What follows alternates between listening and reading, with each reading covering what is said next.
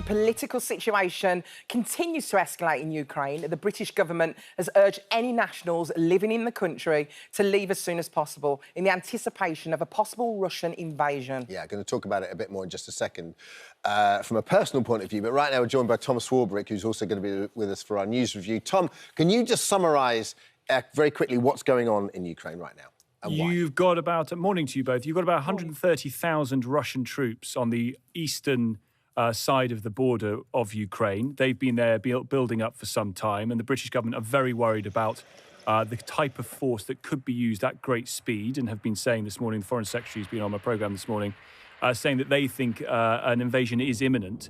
And then to the north of Ukraine in Belarus, you've also got Russian troops stationed there too. And the fear is that what might have been, as Boris Johnson described, a toe cap over the border from the Russians, a small incursion, it may well be that the Russians are planning on a full-scale invasion of Ukraine. That's why the government have said to British citizens, my God, get out. It's why they've told British military to get out of Ukraine. Those soldiers are coming home.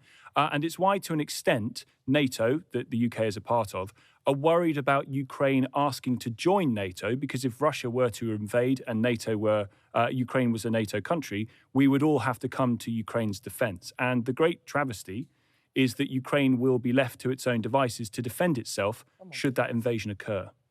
It's frightening. It is, yeah. And do you see, Tom, in your opinion, is that the background to this? Is it the possible membership of NATO and the way that Ukraine's going to be sort of, with the government they're having now, to be more pro-West, that's where the nervousness from Russia is coming from?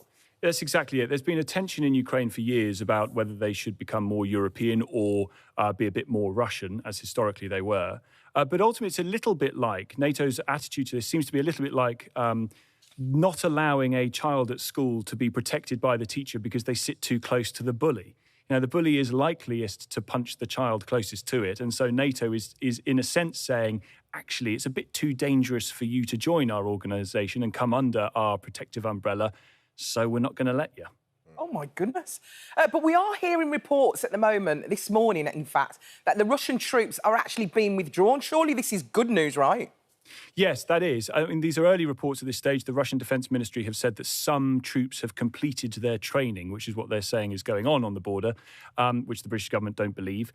So they've completed their training and they're heading back. But it's only a small number insofar as we can tell, and those troop presence remains.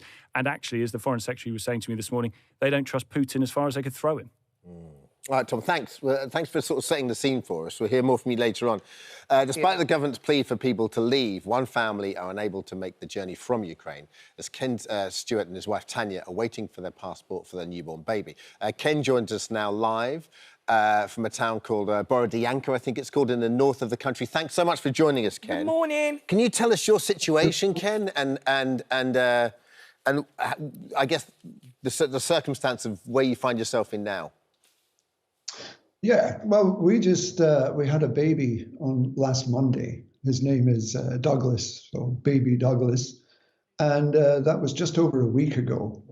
And it takes time to get a birth certificate in this country. So he doesn't have a birth certificate yet. And if you don't have a birth certificate, you can't travel out of the country. And you need a birth certificate to get a passport, of course. You need this for citizenship. And it takes about 3 months to get Ukrainian citizenship here, from birth to being a fully fledged citizen. We don't have 3 months, as far as I can see. So my idea is that we would apply for the birth certificate today. We can hopefully get it this afternoon, if we're able, and to apply for a British passport for my son, because he's eligible, being the son of a British citizen. And that would give us the option of getting out, because, we just don't know what's going to happen. I mean, you say that they might be winding down the exercises, but from what I've heard, they're actually moving into areas that would make it more convenient for them to invade, actually. So there's a lot of mixed information coming at the moment. I'm just thinking... Yeah, go on. Yeah, sorry. I was just going to say, I was thinking about your poor wife, Tania. She's 36. She's had this new child. How is she at the moment? Because this is really stressful. She's just had a baby. How is she doing? How is mother and baby at the moment?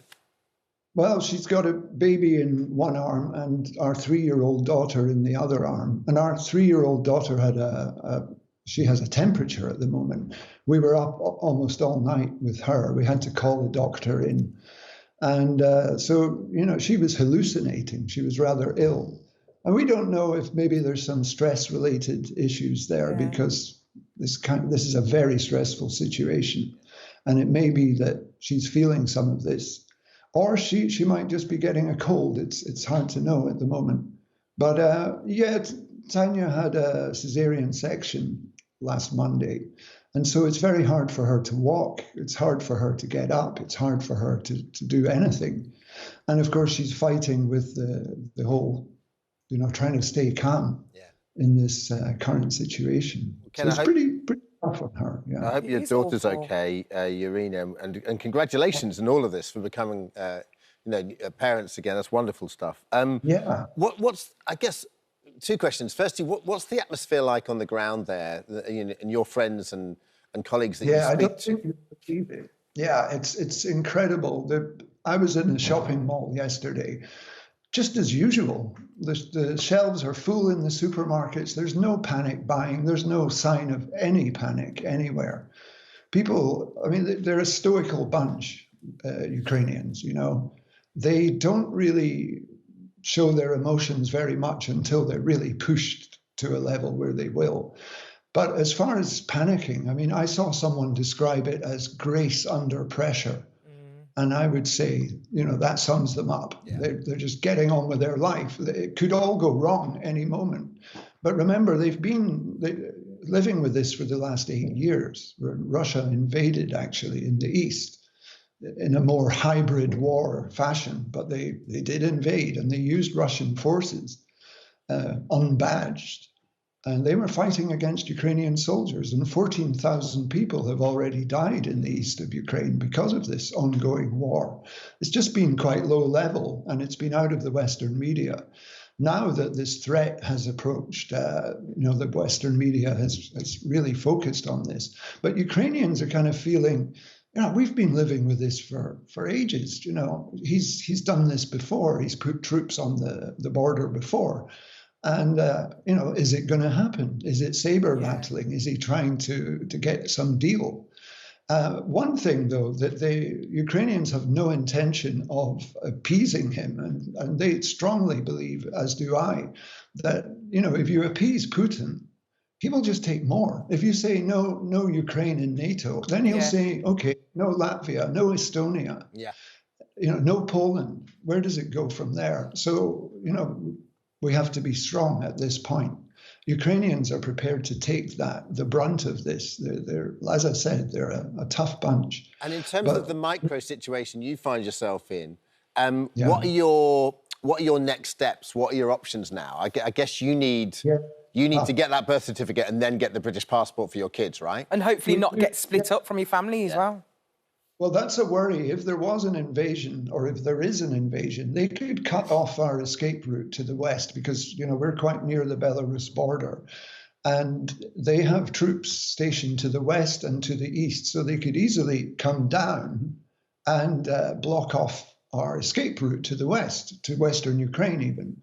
And say they had a checkpoint set up and they find a British guy there, they might decide to separate us and send me home, which would be, you know, the worst case scenario.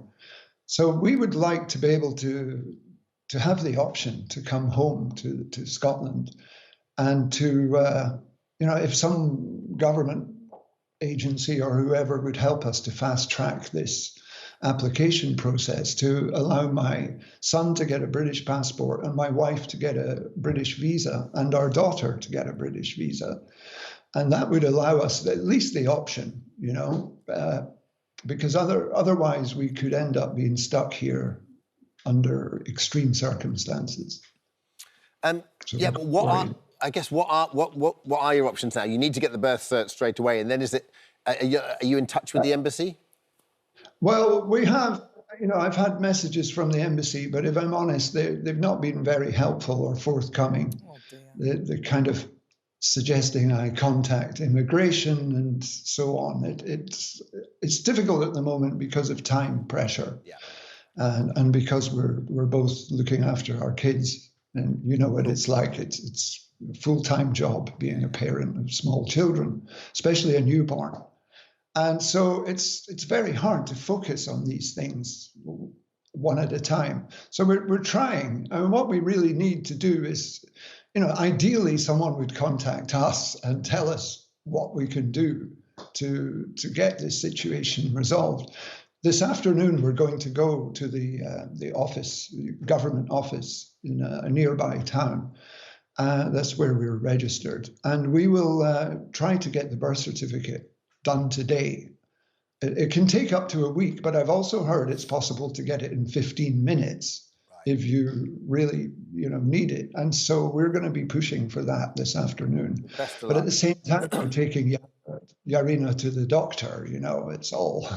It's all go There's for a your lot going. family. Oh, we really do sympathise with you. We have had a statement from the government. We have had a response. A government spokesperson said, we are doing everything we can to support all British families in Ukraine at this time. Her Majesty's Passport Office is prioritising passport applications from Ukraine to support British families leaving as quickly as possible. Fingers crossed for you, Ken. I'm really hoping that you can get your family out of there. Best of luck, Ken. Thanks for having me on. No, it's been lovely thank you, talking Ken. to you as well. Thank you. Love to the family.